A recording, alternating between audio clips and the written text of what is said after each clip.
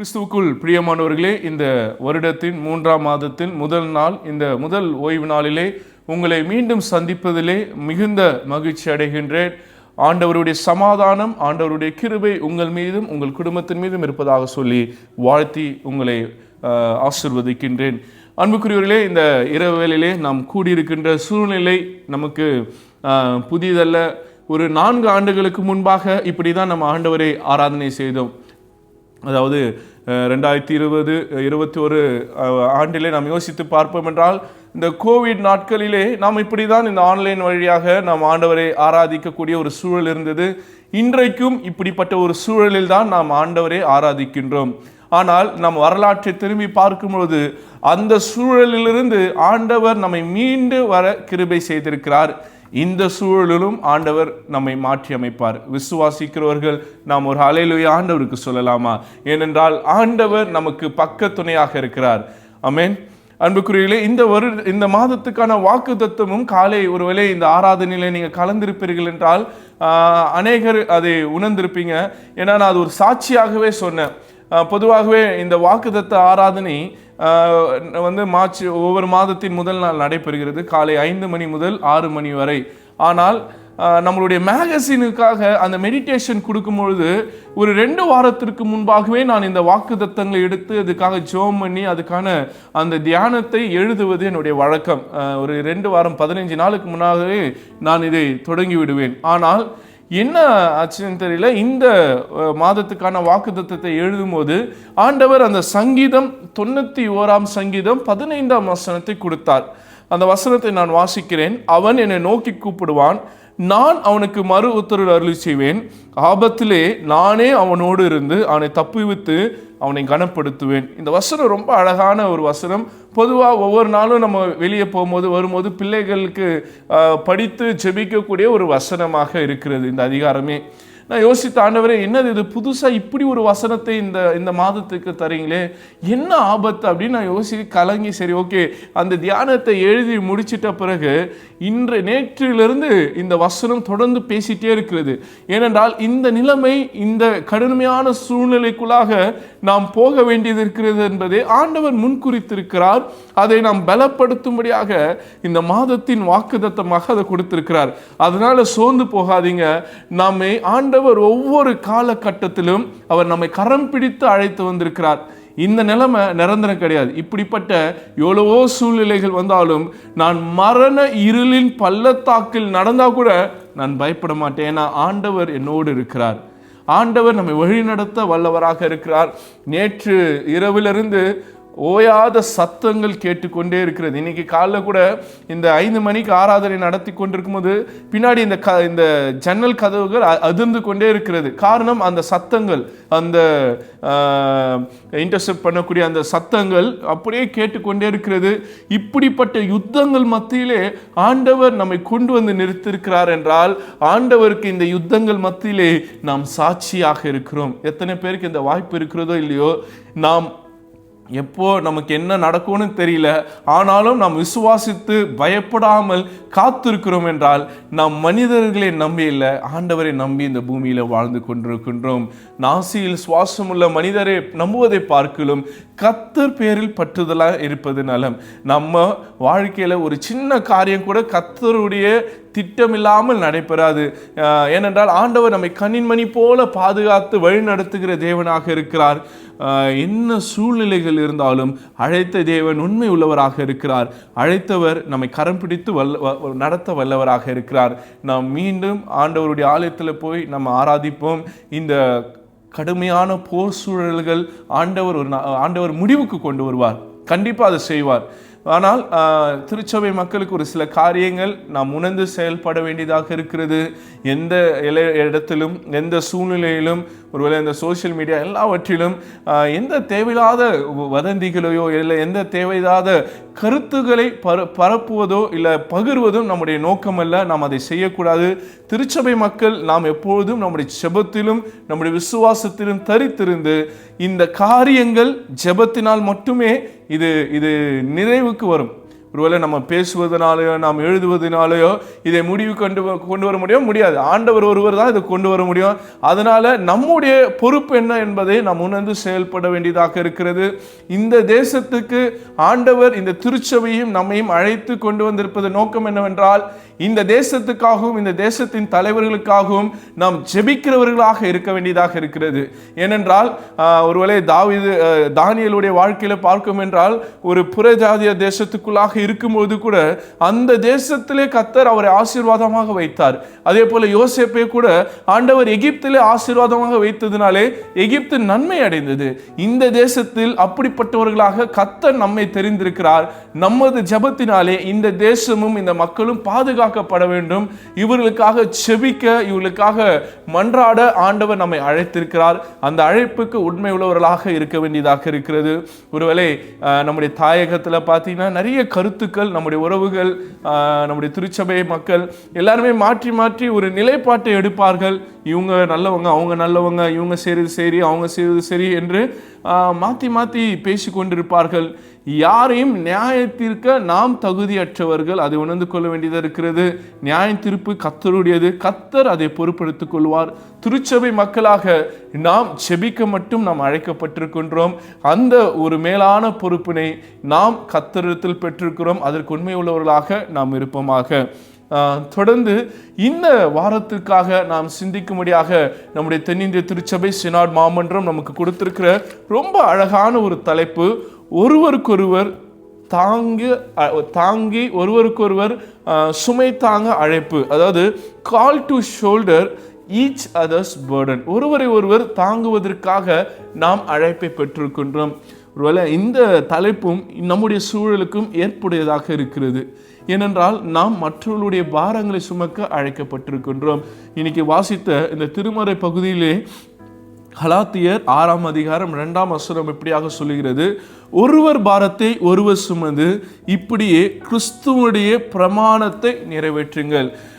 வரலாற்றை திரும்பி பார்ப்போம் என்றால், இந்திய தேசத்திலும் சரி மற்ற தேசங்களிலும் சரி கிறிஸ்தவம் கட்டாயத்தின் மீது பரப்பப்பட்ட சமயம் அல்லவே இல்லை. மற்ற நிறைய சமயங்கள் உண்டு, கட்டாயப்படுத்தி மக்களை அந்த அரசர்கள் மதம் மாற்றினார்கள். ஆனால் கிறிஸ்துவம் மட்டும் என்னதான் வெள்ளைக்காரர்கள் இந்திய தேசத்தை ஆட்சி செய்தாலும் மிஷினரிகள் தங்கள் அன்பின் வழியாக தான் இயேசுவை வெளிப்படுத்தினார்கள். அதனால தான் கிறிஸ்துவை நம்முடைய மூதாதையர்கள் ஏற்றுக்கொண்டார்கள். அவங்க கிறிஸ்துவை நேரடியாக நம்மிடத்தில் கொண்டு வரல. நீங்கள் யோசித்து பார்ப்போம் என்றால், நேரடியாக கிறிஸ்துவை பற்றி சொல்வதோ இல்லை அந்த டாக்டரின்ஸை கற்றுக் கொடுப்பதோ அவங்க யாருமே அதை செய்யலை. அவங்க அழகாக சொல்லுவாங்க, சோப் சால்வேஷன் அப்படின்ட்டு வந்தாங்க. நம்ம மக்களுக்கு உணவு இல்லை, உடுத்த உடை இல்லை, அவங்களுக்கு போதுமான ஹெல்த்து இல்லை, அவங்களுக்கு போதுமான மருத்துவ வசதிகள் இல்லைன்னு உணர்ந்தாங்க, கல்வி இல்லைன்னு உணர்ந்தாங்க. அதனால தான் மிஷினரிமார்கள் யோசித்து பார்த்தீங்கன்னா இயேசுவை பிரசங்கம் பண்ணாமல், இயேசுவை அறிவிக்காமல் இயேசுவை வெளிப்படுத்தினாங்க. எப்படி வெளிப்படுத்தினாங்க? நம்முடைய திருச்சபைகள் வழியாக, நம்மளுடைய எஜுகேஷன் ஸ்கூல்ஸ் வழியாக, கல்லூரி வழியாக, ஹாஸ்பிட்டல்ஸ் வழியாக, இன்னும் அநேக நல்ல செயல்பாடுகள் வழியாக இயேசுவை வெளிப்படுத்தினாங்க. அதுக்கப்புறம் தான் இயேசுவை பற்றி அறிவித்தார்கள். அதனால தான் நாம் இன்னைக்கு கிறிஸ்தவர்களாக இருக்கின்றோம். அப்போது கிறிஸ்தவம் என்பது என்றைக்குமே இந்த ரிச்சுவல்ஸை சார்ந்தோ இல்லைனா டீச்சிங்கை சார்ந்தும் அல்ல. கிறிஸ்தவம் என்றைக்குமே ப்ராக்டிக்கல் தான். இது வாய்மொழியான ஒரு பிரசங்கங்கள் வழியாக மக்களை மாற்றாமல் செயல்பாட்டு வழியாக மக்களுடைய மனதை மாற்றக்கூடிய ஒரு அருமையான ஒரு சமயம் என்று சொல்வதை காட்டிலும் ஒரு மார்க்கம் என்று நாம் புரிந்து கொள்ள வேண்டியதாக இருக்கிறது. இன்னைக்கு கூட இந்த தபசு நாட்களில், உபவாச நாட்கள் இருக்கின்றன. Fasting without compassion it's incomplete. நாம் மனதுருகாமல் நாம் உபவாசத்தில் இருப்போம், நாம் நோம்பில் இருப்போம் என்றால் அது உதவாது. அதே போல செயல்பாடு இல்லாமல் நாம் செபித்து கொண்டிருப்போம் என்றால் அதுவும் வெறுமையானது. அதாவது prayer without participation is empty. இப்போ கிறிஸ்தவர்கள் செயல்படுகிறவர்களாக இருக்க வேண்டியதாக இருக்கிறது. விசுவாசிகள் செயல்படுகின்ற விசுவாசிகளாக இருக்க வேண்டியதாக இருக்கிறது. என்ன நம்ம செயல்பட முடியும் அப்படின்றத 3 திருமறை பகுதி வழியாக நாம் புரிந்து கொண்டு இந்த அருளுரையை முடிக்க ஆசைப்படுகின்றேன். முதலாவது திருமறை பகுதி நாம் வாசிக்க கேட்ட 2 சாமுவேல் 9ஆம் அதிகாரம் வசனங்கள் 1 முதல் 13 வரை நம்ம வாசித்தோம். இங்கே தாவீது அரசரை குறித்து நாம் பார்க்கின்றோம். தாவீது அரசர் ஒரு நல்ல காரியத்தை செய்கிறார். என்ன நல்ல காரியம் அப்படின்னு பார்த்தீங்கன்னா, அவருடைய அரசராக இருந்த சவுலுடைய மகன் யோனத்தானுடைய மகன் மெபிபோசேத், அவருக்கு ஒரு மறுவாழ்வை தாவீது கொடுக்கிறார் அப்படின்றத அந்த நிகழ்வு. ஆனால் இந்த நிகழ்வை அப்படியே நம்ம எடுத்துட்டு போயிட முடியாது. இதுக்குள்ள நிறைய இறையல் கருத்துக்கள் இருக்கிறது. முதல்ல தாவீது யார் அப்படின்னா, தாவீது யாருன்னா ஒரு கேள்வி வச்சேன்னா நீங்க உடனே சொல்லக்கூடிய பதில் கோலியாத்தை முறியடித்தார் அப்படின்றது. அப்படின்னா தாவீதோட வாழ்க்கையில பல நிலைப்பாடுகள், பல ஸ்டேஜஸ் இருந்திருக்கு. முதல்ல தாவீது எப்படி இருந்திருக்கிறாரு? அவர் ஒரு போராளியாக, ஒரு படை வீரராக, ஒரு சோல்ஜராக இருந்தார். அடுத்ததாக அதே தாவீது சவுலுடைய அரசவையில் இசை வாசிக்கிறவராக இருக்கிறார். சவுலுக்குள்ளே தீயாவி வரும்போது அவர் அந்த இசையை வாசித்து அந்த பிசாசை துரத்துகிறதாக பார்க்கிறோம். அடுத்த கட்டம் பார்த்தீங்கன்னா, சவுலுக்கு மருமகனாக தாவீது மாறுகிறார். அதுக்கப்புறம் பார்த்தீங்கன்னா, நல்லா இருந்த தாவீதும் சவுலுக்கு எதிராக அந்த மக்கள் கொண்டு வராங்க. எப்படின்னா, அந்த வெற்றிக்கு பிறகு என்ன சொல்ல ஆரம்பிக்கிறாங்க? இவர் கொன்றது 1000, சவுல் கொன்றது 1000, தாவீது கொன்றது 10,000 என்று சொல்லி 10,000 என்று சொல்லி தாவீதை புகழ ஆரம்பிக்கிறார்கள். இதை கேட்ட உடனே சவுலுக்கு ஒரு பொறாமை ஏற்படுகிறது. சவுல் தாவீதை எதிர்க்கிறாரு, ஈட்டி எடுத்து தாவீதை கொலை பண்ணணும்னு முயற்சி பண்றார். தாவீது தப்பித்து ஓடுகிறார்.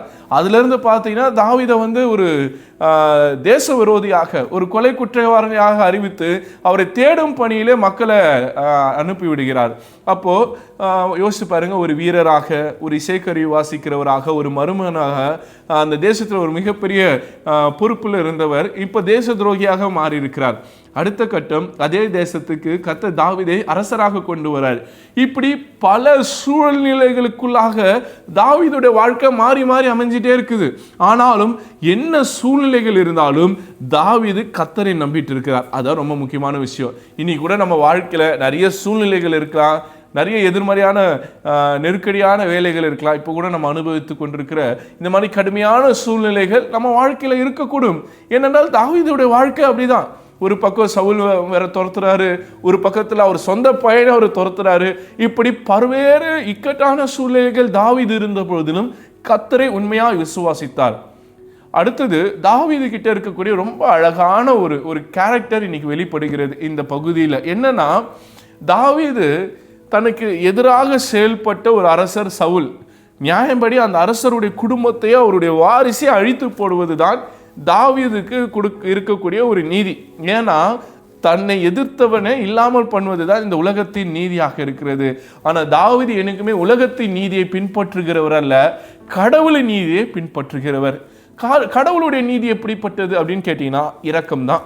இப்போ அவர் கேட்கிறார் பாருங்க, அந்த முதல் வசனத்துல, யோனத்தான் நிமித்தம் என்னால் தயவு பெறத்தக்கவன் எவனாவது சவுலின் வீட்டாரில் இன்னும் மீதியா இருக்கிறானா உண்டா என்று தாவீது கேட்டார்.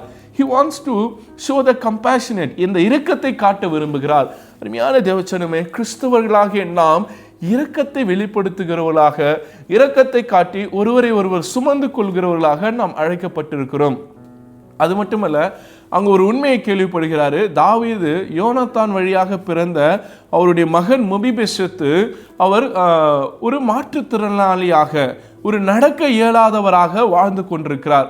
அது கூட அவர் பிறப்பிலிருந்தே அவருக்கு அந்த பிரச்சனை இல்லை, அவருக்கு அந்த குறைபாடு இல்லை. எப்போ அது வந்தது அப்படின்னு பார்த்தீங்கன்னா, உயிருக்கு தப்பி ஓடும்போது கீழே விழுந்து அவருடைய கால்கள் அப்படி மாறி போகிறது. அதிலிருந்து அவர் மாற்றுத்திறனாளியாக மாறுகிறார். இப்போ மாற்றுத்திறனாளிகள் என சொல்லப்படுகிற மக்கள் திருமறை, அதாவது பழைய ஏற்பாட்டின்படி அவங்க வாழ தகுதியற்றவர்கள். அவங்களுக்கு மதிப்பு மரியாதை கொடுக்கக்கூடாது, அவங்க தேசத்தில் நகரத்தில் வாழக்கூடாது, அவங்களுக்குன்னு கைவிடப்பட்ட ஒரு இடம் இருக்கும், அப்படிப்பட்ட இடத்துல தான் வாழணும். அப்படிப்பட்ட ஒரு மரியாதையற்ற, ஒரு மாண்பற்ற ஒரு வாழ்க்கையை தான் மெபிபோசேத் வாழ்ந்து கொண்டிருக்கிறார். அவன் எங்கே என்று ராஜா கேட்டதுக்கு சீபா ராஜா பார்த்து, இதோ அவன் லோதேபாரில் அம்மியலின் குமாரனாகிய மகரின் வீட்டில் இருக்கிறான். இந்த லோதேபார் என்கிற அந்த பகுதி என்பது முக்கியத்துவம் இல்லாத பகுதி, ரொம்ப அதாவது தேவையில்லாத மக்கள் வாழக்கூடிய ஒரு பகுதியாக பார்க்கப்படுகிறது. அப்படின்றால் மெபிபோசேத் ஒரு மரியாதை இல்லாத ஒரு வாழ்க்கையை வாழ்ந்து கொண்டிருக்கிறார். யார் அவர்? ஒரு அரசருடைய மகன். அடுத்த அரசனாக வரக்கூடியவர். ஒருவேளை தாவீது இல்லைன்னா மொபிபெசேத்து நல்லா இருந்திருந்தார்னா மொபிபெசேத்து தான் அடுத்த அரசர். ஆனாலும் இப்படி இருக்க வேண்டிய ஒரு மனிதர் இப்படி ஒரு மோசமான வாழ்க்கையை வாழ்ந்திருக்கிறாருன்னு தாவீது கேள்விப்பட்டு என்ன பண்ணியிருக்கலாம், போய் அவர் அழித்து கொலை பண்ணியிருக்கலாம். ஒருவேளை இவர் எங்க நமக்கு போட்டியா வாழ்ந்துட போறான்னு யோசித்து இருக்கலாம். ஆனால் தாவீது அதெல்லாம் கவலைப்படாம 3 காரியத்தை தாவீது அங்கே செய்கிறதாக நாம் பார்க்கின்றோம். அதாவது அவர் என்ன பண்றாருன்னா, மெபிபோசேத்தை அழைத்து வந்து தன்னுடைய அரசவையில் தன்னுடைய வீட்டில் தங்க வைக்கிறார். அது மட்டுமல்ல, தான் சாப்பிடக்கூடிய அந்த உணவை அவருக்கு கொடுக்கிறார். முதல்ல பார்த்தீங்கன்னா அவர் ஒரு 3 புரட்சிகரமான செயலை செய்கிறார். முதல் காரியம், மெபிபோசேத்தை பேர் சொல்லி அழைக்கிறார். காரணம் என்னன்னா, இன்னைக்கு இருக்கிற சமுதாயத்தில் நீங்கள் யோசித்து பாருங்களேன், இப்படி ஒரு மாற்றுத்திறனாளி இருக்கிறாங்கன்னா அவனுடைய குறைபாடுகளை வச்சு தான் கூப்பிடுவாங்க. அவங்களுக்கு ஒரு கண் தெரியாதுன்னா அவங்க அந்த குறைபாடு வச்சு தான் அடையாளப்படுத்துவாங்க. ஆனால் இங்கே ராஜா அந்த தாவீது அரசர் அவருடைய பேரை சொல்லி அழைக்கிறார், மெபிபோசேத்தேன்றார். அடுத்தது பார்த்தீங்கன்னா அவருக்கு தேவையான, அவருக்கு சேர வேண்டிய அவருடைய அந்த பங்கு, அவருடைய இன்ஹெரிட்டன்ஸை அவருக்கு கொடுக்கிறார். அடுத்ததாக அரசருடைய டேபிளில் உட்காந்து சாப்பிட சொல்றார். அரசருடைய டேபிளில் யார் உட்கார முடியும்னா அரசருக்கு நிகரானவங்க தான் உட்கார முடியும். அப்படி என்றால் மெபிபோசேத்தை தனக்கு ஈக்குவலாக தாவீது அரசர் ட்ரீட் பண்ணுகிறார். இன்னைக்கும் நாம் வாழுகின்ற இந்த சமுதாயத்திலே இப்படிப்பட்ட எளிய மக்களை தாங்குகிறவர்களாக, அவர்களுடைய மரியாதை செலுத்துகிறவர்களாக அழைக்க ஆண்டவர் நம்மை அழைத்திருக்கிறார். இந்த லெந்து நாட்களிலே உபவாசத்தில் இருக்கின்ற நாம் மற்றவர்களுக்கு இப்படிப்பட்ட ஒரு சம உரிமையும் மாண்பையும் மரியாதையும் கொடுக்கக்கூடிய மக்களாக இருக்க நாம் அழைக்கப்படுகின்றோம். அடுத்ததாக இன்னைக்கு பவுல் கற்றுக் கொடுக்கக்கூடிய ரொம்ப அழகான ஒரு குறிப்பு என்னவென்றால், கலாத்தியர் 6ஆம் அதிகாரத்தில் 2ஆம் வசனத்திலே சொல்லப்படுகிறது, ஒருவர் பாரத்தை ஒருவர் சுமக்க வேண்டியதாக இருக்கிறது. இந்த கிறிஸ்தவம் என்பது சுயநலம் சார்ந்த ஒரு சமயம் அல்ல, பொது நலம் சார்ந்த ஒரு சமயமாக இருக்கிறது. யாரோ யாருக்கோ பிரச்சனை, நமக்கு எதுக்கு, யார் எப்படி போனால் என்ன, அப்படி அல்ல. ஒருவர் கஷ்டப்படுறாரு, ஒருத்தர் பாதிக்கப்படுகிறார் என்றால் அவருக்காக பரிதபிக்கக்கூடியவர்கள், அவர்களுக்காக கண்ணீர் விடக்கூடியவர்கள், அவளுக்காக செபிக்கக்கூடியவர்கள், அவர்களை தாங்கக்கூடியவர்கள் கிறிஸ்தவர்களாக இருக்க வேண்டியதாக இருக்கிறது. இன்னைக்கும் நாம் அப்படிப்பட்டவர்களாக இருக்க ஆண்டவர் நம்மை அழைக்கிறவராக இருக்கிறார். ஒருவேளை அதே கலாத்தியர் பகுதியில் நாம் தொடர்ந்து வாசிப்போம் என்றால், ஒருவன் தான் ஒன்றுமில்லாதிருந்தும் தன்னை ஒரு பொருட்டென்று எண்ணினால் தன்னைத்தானே வஞ்சிக்கிறவராக இருக்கிறார். இன்னைக்கு நிறைய நேரத்தில் கிறிஸ்தவர்களுக்குள்ள இருக்கிற பிரச்சனை என்னன்னா, நான் ரொம்ப பெரிய ஆளு, நான் ரொம்ப அறிவாளி, எனக்கு எல்லாமே தெரியும், என்கிட்ட எல்லாமே இருக்கு, அதிகாரம் இருக்கு, இவங்க என்ன அவங்க என்னன்னு சொல்லி தங்களை குறித்து அதிகமாக எண்ணிக்கொள்ளுகிறார்கள். ஆனால் அப்படிப்பட்டவர்கள் அவங்க ஒரு பொருட்டே இல்லை, அவங்க தங்களை வஞ்சித்துக் கொள்கிறார்கள் என்று வேதம் கற்றுக் கொடுக்கிறது.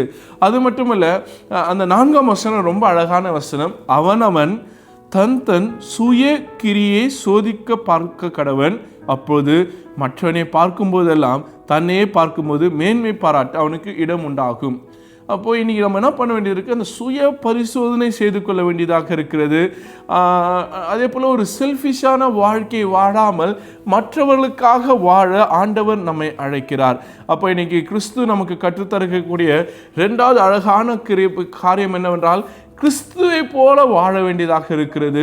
கிறிஸ்து எப்படி மற்றொரு பாரத்தை அவர் சுமந்தார். அவர் அழகாக சொல்லியிருக்க ஒரு வார்த்தை, வருத்தப்பட்டு பாரம் சுமக்கிறவர்களே நீங்கள் எல்லோரும் என்னிடத்தில் வாருங்கள், நான் உங்களுக்கு இளைப்பாறுதல் தருவேன். அப்படின்னா நம்மளுடைய பாரத்தை யார் வாங்கி கொண்டார்? கிறிஸ்து வாங்கி கொண்டார்.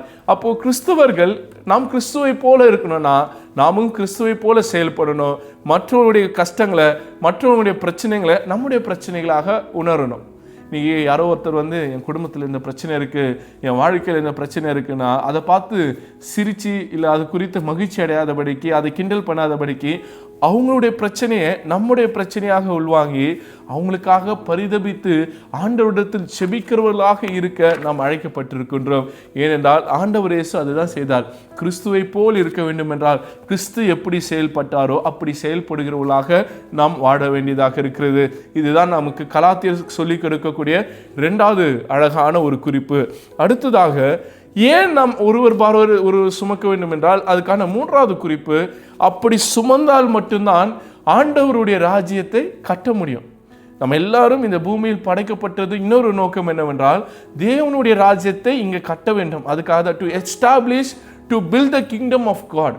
அதனால தான் நம்ம ஒவ்வொரு முறையும் இந்த பரமனில் இருக்கிற ஜெபத்தை ஜெபிக்கும் போது நம்ம சொல்கிறோம், உம்முடைய ராஜ்யம் இங்கு வருவதாக. To establish the kingdom of God we need to bear the burden. மற்றவர்களுடைய சுமைகளை நாம் சுமக்க வேண்டியதாக இருக்கிறது. அப்படி சுமந்தால் மட்டும்தான் நாம் தேவனுடைய ராஜ்யத்தை இங்கே கொண்டு வர முடியும். இன்னைக்கு கிறிஸ்தவர்களுக்கு கொடுக்கப்பட்டிருக்க ரொம்ப அழகான டாஸ்க் அதுதான், to establish the kingdom of God. ஆண்டவருடைய ராஜ்யத்தை நாம் எஸ்டாப்ளிஷ் பண்ணணும்னா நாம் மற்றவர்களுக்காக பரிதபித்து மற்றவர்களுடைய பாரத்தை நாம் சுமந்து கொள்ள வேண்டியதாக இருக்கிறது. இன்னைக்கு வாசித்த நற்செய்தி பகுதி நமக்கு எல்லாம் தெரிஞ்ச ஒரு நிகழ்ச்சி தான். 4 நண்பர்கள் ஒரு பேரலிட்டிக் மனிதனை சுமந்து வருகிறார்கள். இந்த காஸ்பல், மார்க் காஸ்பல் ரொம்ப அழகாக எழுதுறாரு. இப்போ என் கேள்வி என்னன்னா, இந்த மனிதனுக்கு எப்போ சுகம் கிடைத்தது அப்படின்னா, இயேசு அவரை சுகம் போது மட்டுமல்ல, அதுக்கு முன்பாகவே அவனுக்கு சுகம் கிடைச்சிருச்சு. எப்படின்னா, அந்த மார்க் 2ஆம் அதிகாரத்துக்குள்ளாக உங்களுடைய திருமையை திருப்பிக் கொள்ளுங்கள். அந்த 3ஆம் வசனத்தை நம்ம வாசித்து பார்ப்போம் என்றால், அப்பொழுது 4 பேர் ஒரு திமிர்வாதக்காரனை சுமந்து கொண்டு, அவங்க முதல்ல சுமந்து வருகிறார்கள். they brought him, அவரிடத்தில் கொண்டு வந்தார்கள். they carried him.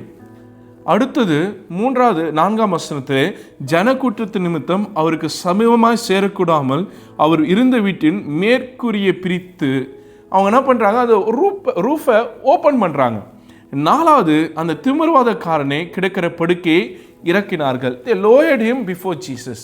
அப்போ எப்போ இந்த மனுஷன் பெற தொடங்கினான் என்றால், இயேசுவு கிட்ட வந்த போதும் அல்ல, அவனை தூக்குனாங்க பாருங்களேன், அவனை கொண்டு வந்தாங்க பாருங்களேன், அவனுக்காக அந்த ஓட்டை பிரித்தாங்க பாருங்களேன், அவனுக்காக அந்த ஓட்டிலிருந்து அவனை கீழே இறக்கினாங்களே.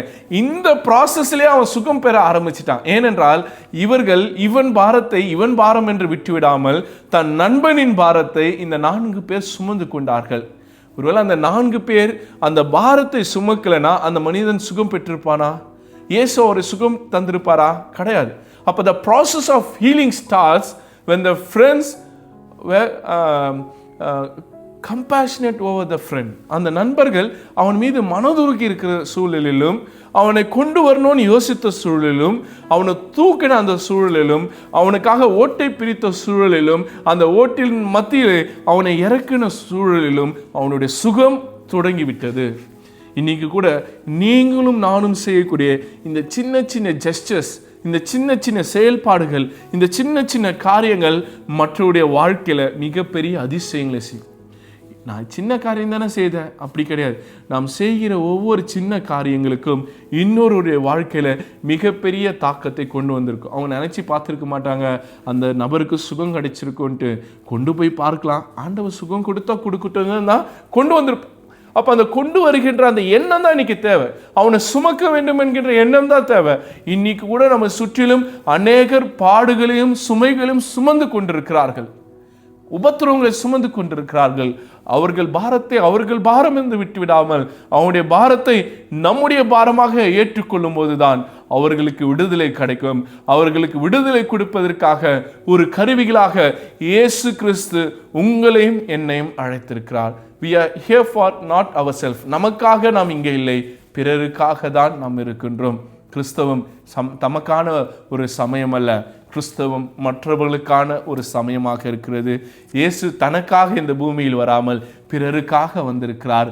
இயேசுவை வழிபடுகிற, இயேசுவை பின்பற்றுகிற, இயேசுவை ஆராதிக்கிற நீங்களும் நானும் இயேசுவை போல வாழ அழைக்கப்படுகின்றோம். நான் Day 1 சொன்னேன், we are in the process of becoming another Jesus. இயேசுவை போல மாறுவதற்கான அந்த படிநில பயிற்சியில் நாம் கடந்து சென்று கொண்டிருக்கின்றோம். ஒவ்வொரு நாளும் நாம் இயேசுவாக மாறிக்கொண்டிருக்கிறோமான்னு யோசித்து பாருங்க. நாம் இயேசுவாய் மாறுகிறோம் என்றால் இந்த லெந்து நாட்கள் நமக்கு பயனுள்ளதாக இருக்கிறது. ஸோ ஆண்டவர் இந்த வார்த்தைகளை நமக்கு ஆசீர்வதிப்பாராக. நான் நிறைவாக ஒரு சின்ன ஒரு கதையோடு நான் முடிக்க ஆசைப்படுகின்றேன். ஒரு பெரிய ஒரு கூட்ட மக்கள் இருக்கிறாங்க. அவங்க மத்தியிலே ஒரு ஆசிரியர் ஒரு இல்லஸ்ட்ரேஷன் செய்யணும்னு ஆசைப்பட்டார். என்ன பண்ணார்னா, அவங்க ஒரு 50 பேர் இருப்பாங்கன்னா அந்த 50 பேர்கிட்டையும் ஒவ்வொருவருக்கும் ஒரு பலூனை கொடுத்துட்டார். அதில் அவங்க பேரை எழுத சொல்லிட்டார். எழுதிட்டு அந்த பலூன் எல்லாத்தையும் ஊதி கட்டி பக்கத்தில் இருக்கக்கூடிய ஒரு அறையில் அது எல்லாத்தையும் போட்டுட்டு வர சொல்லிட்டார். இப்போ என்ன சொன்னார், போட்டுட்டு வந்தோடனே உங்கள் எல்லாருக்கும் 5 நிமிஷம் தரேன், எல்லாரும் போய் அந்த அறையில் இருக்கக்கூடிய உங்களுடைய பலூனை தேடி கண்டுபிடிச்சி எடுத்துகிட்டு வாங்கினார். இவங்க என்ன பண்ணாங்க, டைம் ஸ்டார்ட் பண்ண உடனே குடுகுடுன்னு ஓடி போய் அந்த அறையில் தங்களுடைய பலூனை தேடுறாங்க. 5 நிமிடம் ஆகிறது, யாராலையும் அவங்களுடைய பலூனை கண்டுபிடிக்க முடியல. ஏன்னா அங்கே ஒரே கூட்டமாக, ஒரே கூக்குரலாக, ஒரே தேடுதலாக, தள்ளி முள்ளி ஒருத்தர் தள்ளி விட்டு அந்த பலூனை அவங்க எடுக்கணுன்ற முயற்சியில் அவங்க பலூனை அவங்க பெற்றுக்கொள்ளாமல் போயிட்டே இருக்கிறாங்க. 5 நிமிஷமாச்சு. அப்புறம் எல்லாரும் திருப்பி கூப்பிட்றேன். ரைட், இப்போது நீங்கள் எல்லாம் உள்ளே போங்க. உங்கள் எல்லாருக்கும் நான் இன்னொரு ஒரு கமெண்ட் கொடுக்குறேன். உங்கள் கையில் ஒரு பலூன் எடுங்க, அந்த பலூன் யாருடையதோ அவர்கிட்ட போய் அதை கொடுங்கன்னார். அவங்க அதே மாதிரி எல்லாரும் உள்ளே போகிறாங்க, அவங்க கையில் ஒரு பலூன் எடுக்கிறாங்க, அந்த பலூன் யாருதுன்னு கேட்குறாங்க, அந்த பலூனுடைய உரிமையாளர்கிட்ட கொடுக்குறாங்க. இப்படி கொடுத்து முடிக்கும் போது எல்லாம் 2 நிமிஷத்தில் எல்லார் கையிலையும் எல்லா பலூனும் வந்துருச்சு. எல்லோரும் வெளியில் சந்தோஷத்தோடு வராங்க. அப்போ தான் அந்த ஃபெசிலேட்டர் சொல்லி கொடுக்குறாரு, நாம் நமக்காகன்னு ஓடும்போது நம்ம வாழ்க்கையில் ஒன்றுமே கிடைக்காது. நாம் பிறருக்கு உதவி செய்யும் போது நமக்கானது நமக்கிட்ட வந்து சேரும். அப்போது இந்த உலகம் என்பது ஒருவரை சார்ந்திருக்க அழைக்கப்பட்டிருக்கின்றோம். கிறிஸ்துவும் நாம் மற்றவர்களுக்காக வாழ அழைத்திருக்கிறார். நாமும் மற்றவர்களுடைய பாரங்களை நம்முடைய பாரங்களாக சுமந்து கொள்ளும் போது நம்முடைய பாரத்தை வேறொரு சுமப்பார். அப்போது நாம் விடுதலை பெற்றவர்களாக இந்த பூமியிலே வாழ முடியும். இந்த கருத்தை உள்வாங்கினவர்களாக ஆண்டவருடைய பாதத்திலே நாம் அர்ப்பணிப்போம். கர்த்தர் தாமே இந்த வார்த்தையை நமக்கு ஆசீர்வதித்து தருவாராக.